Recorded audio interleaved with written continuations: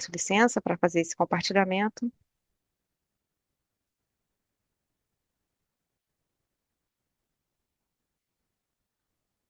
Acredito que já estejam vendo aí na tela. Então, vamos abrir o segundo dia com a apresentação da análise das condições hidrológicas e previsão de vazões de curto prazo. Faremos, então, uma pausa de 5 minutos após essa apresentação e retornaremos com as respostas a eventuais questionamentos que recebemos hoje e também já temos aqui algumas dúvidas que nós recebemos ao finalzinho da reunião de ontem, né? Já estávamos encerrando e vamos responder logo após, né, esse intervalo. E no próximo bloco, teremos a apresentação dos resultados do PMO de janeiro de 2025. Faremos mais um intervalo para envio de perguntas e logo após faremos o encerramento dos trabalhos desse PMO, previsto para ocorrer às 10h30 de hoje, com o compartilhamento da ata da reunião. Então, vou parar aqui o compartilhamento. Para começar a reunião, eu vou passar a palavra ao Fred para fazer a apresentação da análise das condições hidrológicas e previsão de vazões de curto prazo. Bom dia, Fred. Opa, bom dia, Dani. Bom dia a todos que estão acompanhando a reunião do PMO. Vamos começar o compartilhamento.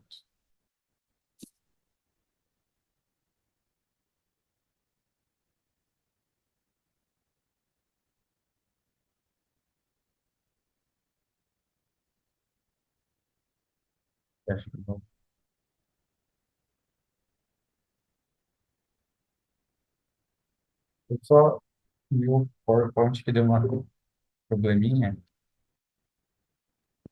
Ok, sem problema. Aí, Você vai compartilhar novamente, né? Porque agora você parou de compartilhar. é, só estava resolvendo aqui a questão.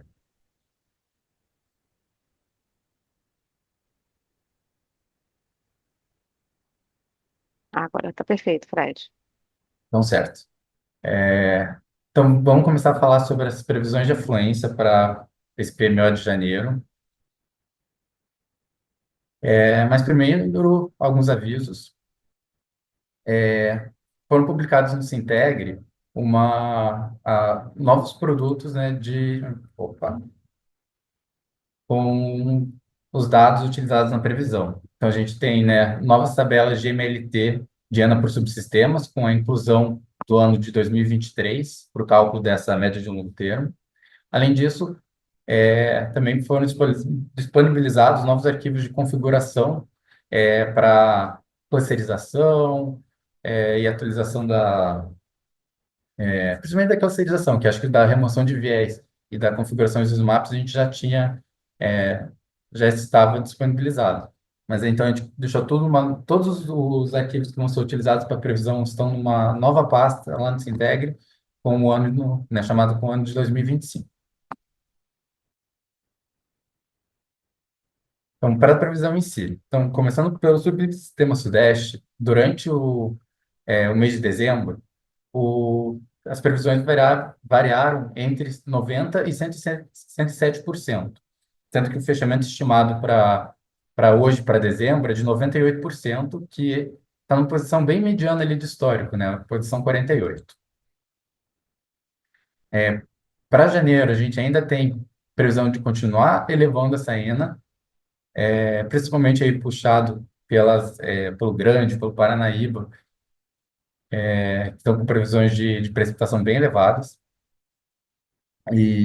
Mas o fechamento do mês é ali na casa de 68.200 megawatts médios, que representa 103% da média de longo termo. Que está na posição 40 do histórico de janeiro, um histórico agora de 95 anos. Aí, alguns destaques para as principais bacias. Temos aí o Grande, né, previsão na primeira semana de bastante elevação na ENA, com um fechamento mensal em 94%.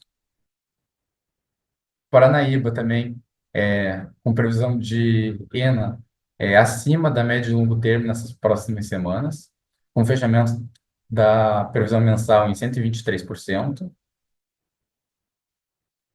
O Tietê também, para a primeira semana, com elevação de vazão, mas de fechamento mensal em 79%.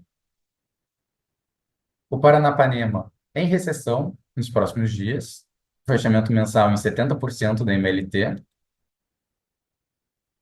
E o Paraná, ali a calha principal do Paraná, com previsão de ascensão para as próximas semanas, e um fechamento mensal em 104%. Para o subsistema sul, as duas primeiras semanas, a previsão para o subsistema sul era de 136% e 124%. E a partir da revisão 2 do PMO de dezembro, a previsão já mudou para nas casas de 200%, com o fechamento estimado hoje em 210% da média de longo termo, representando o nono maior sul do histórico de dezembro. Para janeiro, a gente já acompanha uma recessão, né, dessa ENA no sul, e deve continuar em recessão pelas próximas 2 semanas, e chegando a estabilizar a partir ali da semana do dia 11. A previsão mensal é de 79% da MLT, que representa também uma posição bem mediana no histórico, né, 51%. A posição 51, o 51º. No Iguaçu, a previsão é de recessão nos próximos dias, com um fechamento mensal em 93% da MLT. E no Uruguai também, a gente acompanha aí a recessão das Zenas, já vindo aí de 2 semanas, deve continuar caindo nas próximas 2 semanas, e depois chegando aí um patamar mais estável, fechando a previsão mensal em 76%. O Nordeste. O Nordeste também oscilou pouco, né, durante as revisões, oscilando aí entre 51% e 61% da MLT, com o estimado do fechamento de dezembro hoje em 57%, que é o 18º menor dezembro do histórico.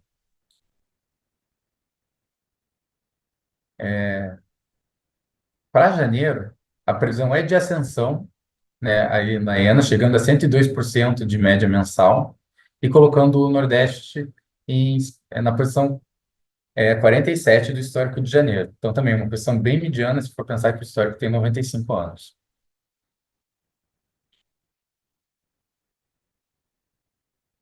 Aí a previsão para a calha do São Francisco, nos próximos dias, com ascensão das vazões e, consequentemente, da ENA, e com fechamento mensal em 104%. Para o subsistema norte, também, as previsões de afluência ali no subsistema norte oscilaram pouco, né, durante todo o mês de dezembro, variando aí entre 76%, né, e 92%. E o fechamento estimado para dezembro é em 76% da MLT de ENA. Para janeiro, a previsão é de ascensão nos próximos dias e ficar ali no patamar próximos dos 20 mil megawatts médios durante o final de janeiro.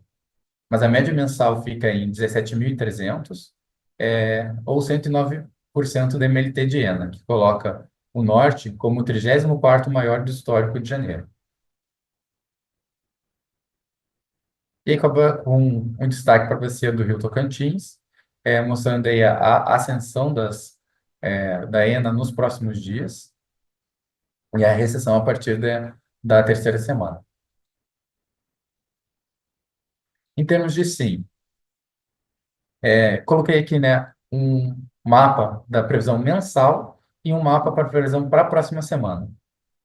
Então, para o mês de janeiro, a gente consegue ver que a previsão para o Tocantins, para o Paranaíba e para o Jequitinhonha de ficar acima da média de longo termo, né, entre 120% e 160% na média.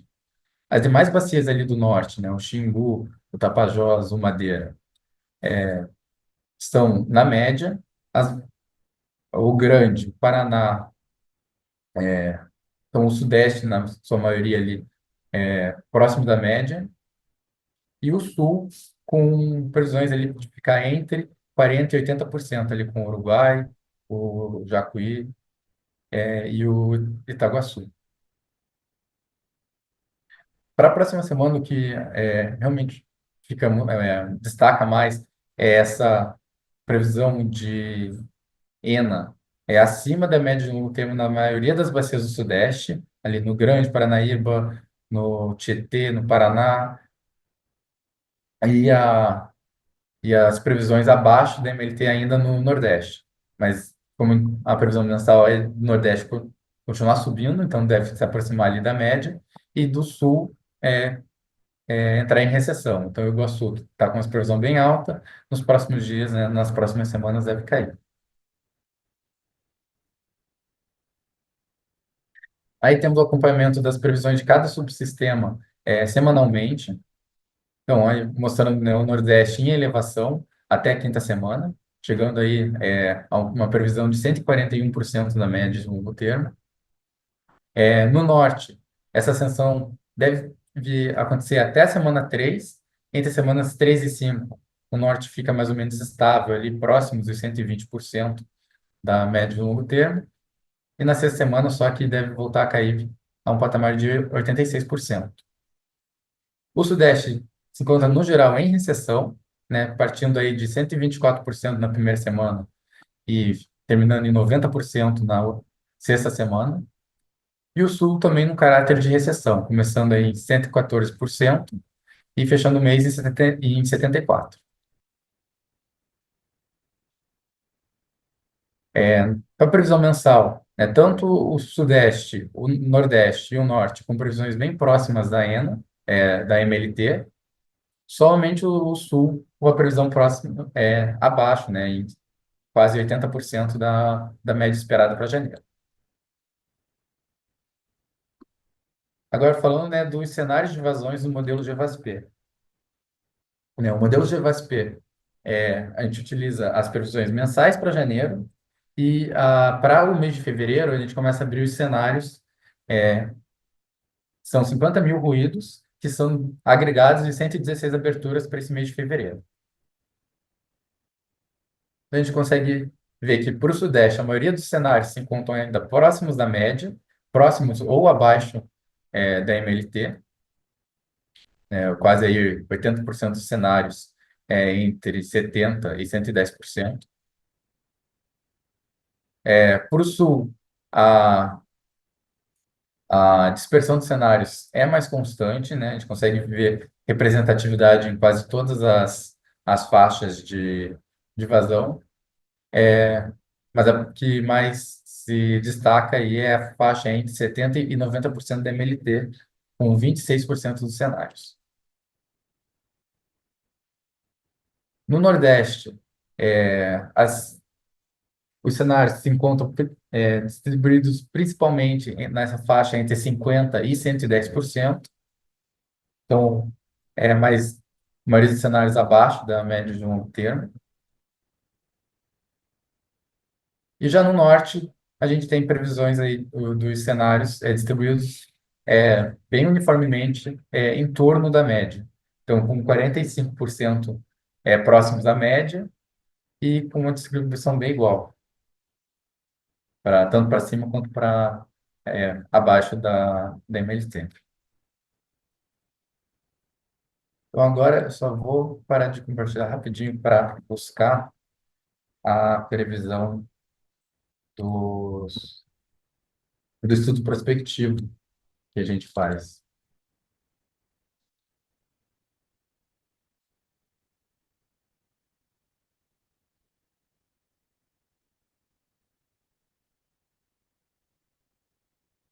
Tem só um segundinho aí para eu abrir a apresentação.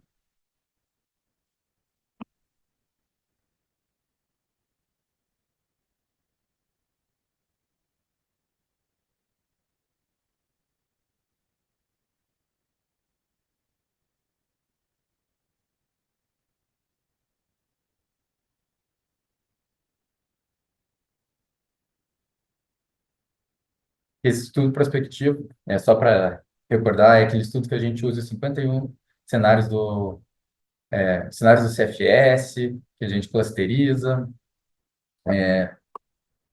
para dar previsões aí de longo prazo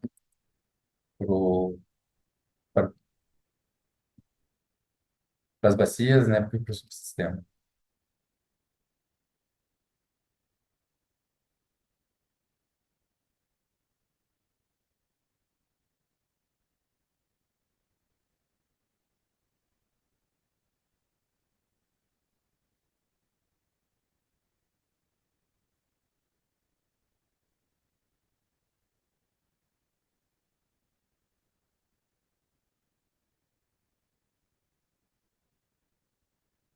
Agora tá bonito. Então, para mostrar aí os resultados do nosso estudo prospectivo utilizando o modelo CFS, né, e o modelo SMAP. Então, o Sudeste, a gente, com é, uma abertura, né, maior no, né, nesse mês de janeiro até abril, né, que é mostrando aí o impacto do período úmido, né, nas previsões, né, podendo com cenários aí até acima de 125 mil megawatts de Ena, mas o cenário médio aí passando principalmente muito próximo da MLT. Só esse, né, nos próximos dias que a gente vê um descolamento maior, mas a média de cenários apontam um período úmido bem próximo da média histórica para o Sudeste. O Sul, ele já tem esse caráter, né, de mais, mais disperso por natureza, né, pelos mecanismos de formação de chuva no Sul são um pouco mais imprevisíveis. Então, a gente tem constantemente essa faixa mais larga, mas comparado ali com as previsões mais distantes, até aí, maio, a gente tem uma faixa de largura mais constante para o Sul e também com previsões, um segundinho, com previsões próximas da MLT. Para o Nordeste, a gente tem também previsões de ascensão de ENA máximo para os próximos dias, em que também os cenários médios ficam estáveis aí durante o mês todo de janeiro, fevereiro e março, com uma abertura maior nesse período úmido, que também só volta a fechar, estreitar os cenários a partir de maio. Mas, em compensação, diferente do Sudeste, em que a gente tinha a média de cenários próximo do comportamento médio histórico, no Nordeste a gente vê o comportamento médio ainda é abaixo do comportamento histórico. E, e por Norte, a gente também tem um comportamento médio próximo da média de longo termo, com uma variação de cenários grande ainda até abril, e é a partir de abril e de maio é que os cenários começam a estreitar com a recessão das vazões. Em termos de sim, a previsão para os próximos meses é de um sim próximo da média histórica, né, mas um pouco abaixo. E para os cenários aí de janeiro, a junho, principalmente com cenários bem próximos à média, só com a diferença do sul, que tem o terceiro quartil, né, bem acima próximos aí de 150% da MLT. Então, Dani, era isso que eu tinha para apresentar hoje. Fico aí disponível para tirar eventuais dúvidas mais tarde. Muito obrigada, Fred, pela apresentação. Faremos agora o intervalo para análise das dúvidas enviadas aqui ao chat da transmissão e voltaremos em cerca de 5 minutos. Até breve. Nós temos aqui duas dúvidas pendentes, inclusive ficaram pendentes no finalzinho da reunião de ontem. A primeira delas, eu vou pedir apoio ao Vitor para nos ajudar a responder a dúvida do Gabriel Rogato, da Casa dos Ventos. Na verdade, é uma complementação ele agradece pela resposta que o Vitor deu ontem a respeito da compatibilização das penalidades entre curto e médio prazo, mas ele pede, ele acrescenta se poderiam existir uma padronização na representação dessas penalidades entre os estudos de curto e médio prazo. Vitor, você pode respondê-lo? Bom dia a todos. Agradeço a pergunta. Existem particularidades nos estudos e nos programas energéticos, né, utilizados no médio e no curto prazo. No curto prazo, a gente consegue um detalhamento maior, porque temos a representação de mais informações, e com isso, menos incertezas, né? É algo que não ocorre no médio prazo, por exemplo. Então, devido a essas diferenças, a gente entende, né, que não seria tão vantajoso assim fazer uma padronização nesse momento, tá? É, justamente porque pequenas diferenças são naturais de ocorrerem, né? Devido às particularidades dos programas. Mas a gente fica aqui à disposição, né, para receber contribuições adicionais e caso tenham questões adicionais também pode entrar em contato com a gente através do canal da Central de Atendimentos, do INS. Ok? Obrigado. Muito obrigado, Vitor. Agora eu vou pedir apoio à Luana para a dúvida do Álvaro França. Também uma complementação da dúvida sobre a usina de Giral. Ele ontem até mandou essa dúvida e hoje ele complementou um pouquinho melhor. Então, Álvaro França, da Electron Energy, a dúvida é a seguinte: ele fez um questionamento ontem sobre a modelagem de Giral no modelo New Wave, mas ele acha que não foi claro, por isso ele está aqui repetindo aqui a dúvida. Até o ano passado, tanto Giral quanto Santo Antônio possuíam dados para os mnemônicos Cfuga e Cmonte no arquivo modif.dat. Entretanto, no deck preliminar desse mês, Geral não possuía dados para o mnemônico Cmonte. O deck definitivo veio da mesma forma. Esses dados passaram a ser modelados em outro arquivo. Onde estarão dispostos esses dados agora? Ele agradece. Luana, bom dia. Bom dia, Álvaro. Então, né, os dados de Semonte e Fuga, eles continuam sendo representados apenas no arquivo modif.dat. No entanto, desde o PMO de dezembro, com a emissão da outorga ANA 2735 de 2024, referente ao HE geral, foram revogadas as restrições de navegação, extinta a adoção da curva-guia e, assim, a variação da cota de montante da UHE geral não é mais necessária no modelo New Wave. Lembrando que a estimativa do canal de fuga da UHE geral não é impactada por essa curva-guia, apenas pelas vazões afluentes, e ela é calculada no GTDT. Então, dessa forma, a desconsideração do semonte na UHE geral não afeta os valores do canal de fuga dela, nem nos dados de semonte e cefuga da UHE Santo Antônio. Caso ainda permaneça alguma dúvida, estamos à disposição pelo e-mail pe@ons.org.br. Obrigada pela pergunta, agradeço e devolvo a palavra a Dani. Obrigada pelos esclarecimentos, Luana.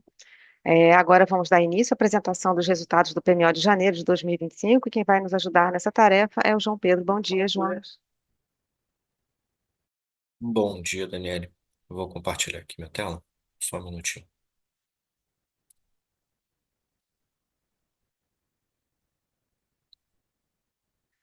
Acredito que vocês já estejam vendo. Então, bom dia a todas e todos que nos acompanham nesse segundo dia de reunião do PMO de janeiro de 2025. Vou apresentar aqui os resultados do PMO, do modelo Decomp, né? Esse é o nosso sumário da apresentação. Eu trago dados de ENA e previsão de carga, resultados de CMO, armazenamento, fluxos nos intercâmbios, as expectativas para o despacho térmico e o comando de despacho antecipado das usinas AGNL.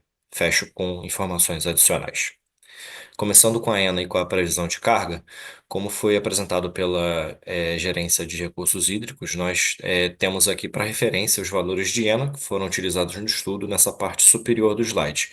E também para referência, nós temos na parte inferior os valores da previsão de carga que foram apresentados ontem para cada semana do estudo e também para o primeiro mês, com cerca de 83 gigas médios de carga para o SIM, representando uma variação de 4,2 em relação ao ano passado. Passando para os resultados do estudo, começando com o CMO e armazenamento, os CMOs do primeiro mês de estudo podem ser vistos na parte da esquerda do slide. Então, para esse PMO, nós tivemos CMOs de R$ 15,44 por megawatt-hora na primeira semana, e na casa dos R$ 16 por megawatt-hora para as demais semanas operativas de janeiro, equalizados entre os 4 subsistemas para todos os patamares de carga. Lembrando sempre que esses valores naturalmente serão atualizados e revistos a cada revisão do PMO de janeiro. Na parte da direita, nós temos os armazenamentos nos subsistemas ao longo dos estágios. Conforme apresentei ontem, o SIM parte de 50% de energia armazenada, segundo os dados de nível de partida declarados pelos agentes, e o Decomp nos mostra que temos a expectativa de chegar a 67,6% de armazenamento ao final de janeiro, o que nos indica uma tendência de subida nos armazenamentos para esse mês, em todo o subsistema, subsistemas, com exceção do Sul, que tem, apresenta uma tendência de queda. Agora passamos para os fluxos de intercâmbio observados no estudo. A tabela mostra todos os valores de fluxos nos intercâmbios para o primeiro mês de estudo e o mapa traz o atingimento de limites observado para a primeira semana. Então, aqui para a primeira semana, nós tivemos no patamar de carga média o atingimento do limite do FNES e do o FNS mais FNES. Já na carga leve, nós tivemos o atingimento do limite conjuntural do FNES. Agora nós trazemos resultados do despacho térmico e do comando antecipado de usinas AGNL. Começando pelo despacho térmico comandado pelo modelo Decomp, nós observamos comando de despacho por mérito para a primeira semana apenas para Santa Cruz, que é uma usina GNL que já foi comandada de forma antecipada. E vemos que o despacho térmico para essa revisão, para esse PMO de janeiro, se deu fundamentalmente por inflexibilidade declarada pelos agentes, detalhado nesse gráfico da esquerda. Para o SIM, nós tivemos um despacho previsto de 6.519 megawatts médios para a primeira semana operativa, com 6.019 megawatts médios de inflexibilidade e 500 por ordem de mérito para Santa Cruz, como eu mencionei.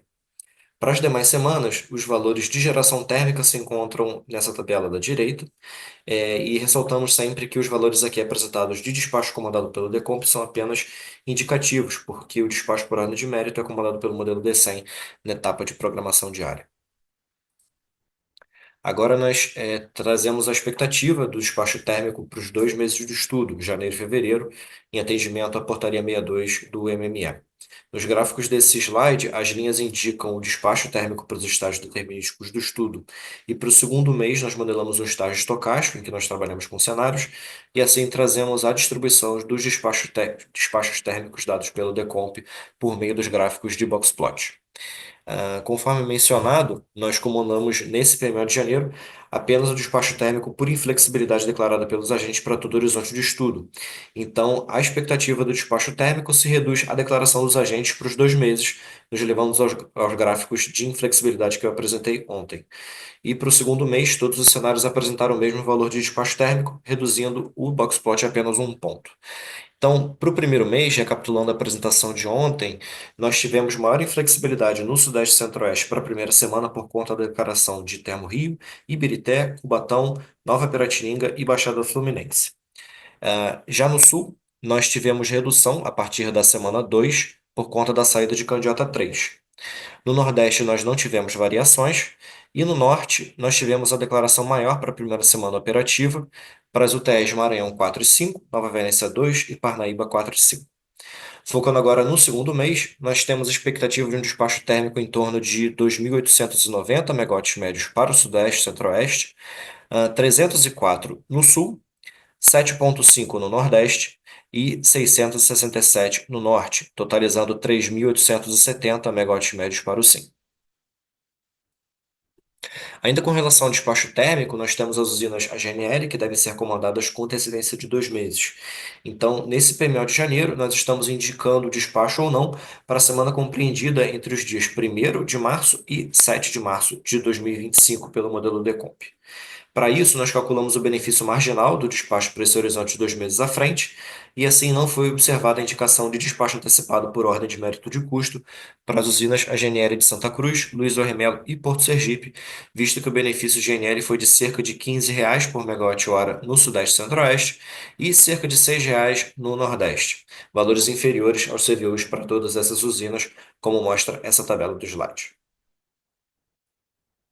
Fechando os resultados, nós trazemos um resumo do despacho térmico para a primeira semana por modalidade, patamar de carga e usina, e essas tabelas ficam para referência posterior e serão exibidas integralmente no nosso relatório, que será publicado ao longo do dia.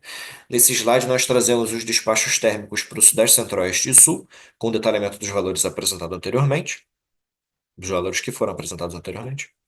E nesse slide, nós temos o despacho para o Nordeste e Norte, também com o mesmo detalhamento. Para fechar a apresentação, trazemos algumas informações adicionais. Primeiro, um reforço das datas mostradas na apresentação de ontem, lembrando que tipicamente às quintas-feiras à noite nós fazemos a publicação do deck preliminar do Decomp com a divulgação dos resultados oficiais às sextas-feiras.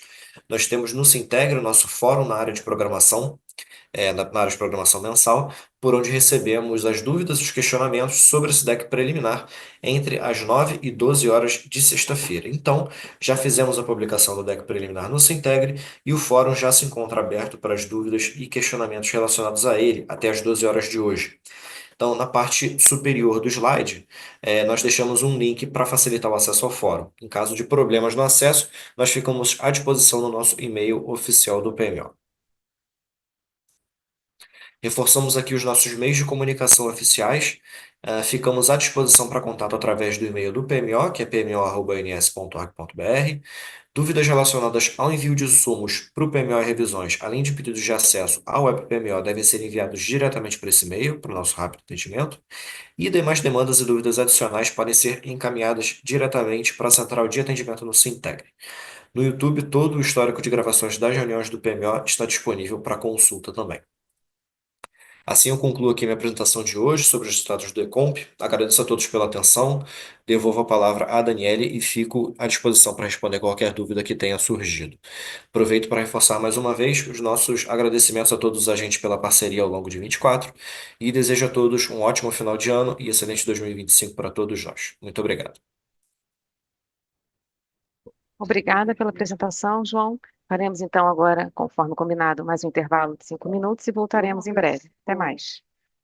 Olá, não recebemos mais perguntas aqui durante o intervalo, portanto, vamos finalizar aqui os trabalhos do PMO com o compartilhamento da publicação da minuta da ata dessa reunião. Vou pedir só um segundinho para fazer compartilhamento de tela.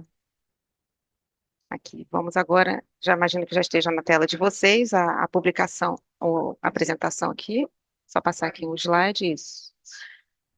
Esse documento, que é a ata da reunião do PMO, já se encontra à disposição de todos para avaliação e contribuições que devem ser encaminhadas para o e-mail pmo@ons.org.br até às 11 horas e 30 minutos de hoje, dia 27 de dezembro de 2024. Com essa, vocês podem acessar esse produto nesse caminho aqui do Sintegre, né, conforme apresentado aqui, na programação da operação, programação mensal, produtos, atas das reuniões, ou mesmo aqui por esse caminho do QR Code. Então, eu vou finalizar aqui o compartilhamento da ata da reunião do PMO, né, do link para onde se encontra a ata da reunião do PMO. Vamos aguardar esse intervalo descrito aqui na apresentação para o envio de contribuições ao texto, que devem ser encaminhadas, então, para esse e-mail, pmo@ons.org.br. Então, vou parar aqui o compartilhamento. Então, com a disponibilização da ata da reunião e as perguntas todas respondidas, podemos considerar a reunião do PMO de janeiro encerrada. Todas as apresentações serão publicadas hoje ainda, bem como o vídeo da reunião ficará disponível no canal do ONS no YouTube. Agradeço a atenção e participação de todos que ficaram conosco nesses 2 dias e também às equipes do ONS, CCE e Vox. Eu estendo esse agradecimento não só pela parceria nesse PMO, mas também como toda a parceria durante ao longo de 2024, nos PMOs, a ampla participação das reuniões semanais da programação e também naqueles encontros que nós fizemos com os agentes, foram realizados ao longo do ano, para melhorar os nossos relacionamentos, nossos processos, né, relativos aqui à programação. Assim, então, antes de encerrar, eu lembro que na semana que vem, na próxima sexta-feira, dia 3 de janeiro, retornamos aqui com as reuniões semanais da programação, que ocorrem sempre às 15 horas. E, por fim, eu aproveito a oportunidade para desejar boas festas a todos e que tenhamos um ano de 2025 com muita paz e prosperidade. Nos vemos no próximo PMO. Até mais.